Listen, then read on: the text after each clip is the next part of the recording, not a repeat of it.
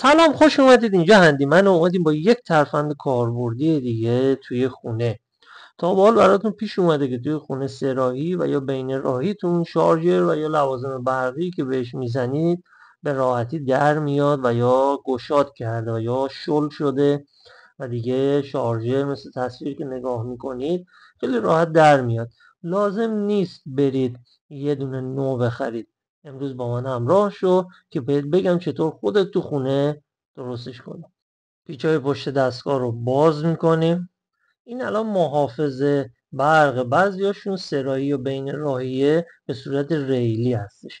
حالا اینجا رو ببینید، این دهنه ها گشاد شده. با یه دونه دهن باریک دهنه ها رو تنگ میکنید. عین تصویر ببینید، تمام این دهنه رو نها کنید، این دهنه گشاد شده. ببینید وقتی که شما پریز برق رو داخلش میزنید این دیگه گشاد شده، راحت در میاد. تمام این خونه ها رو دونه دونه تنگ میکنید. الان این یکی هم گشاد کرده، یه فشار میدید، قشنگ محکم فشار بدید و دهنش جمع بشه. چون اینا مسیه دوباره به این راحتی گشاد نمیکنه.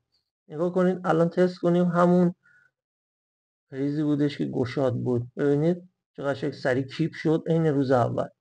بعضیاشون که بین راهی و به صورت مستطیلی شکل هستش اونا هم ریلیه. اونها رو هم میتونید دونه دونه با دهن باریک دهنه هاشون رو تنگ کنید. حالا میریم این قاب رو ببندیم و در نهایت تستش کنیم. پیچای پشت رو دوباره میبندیم.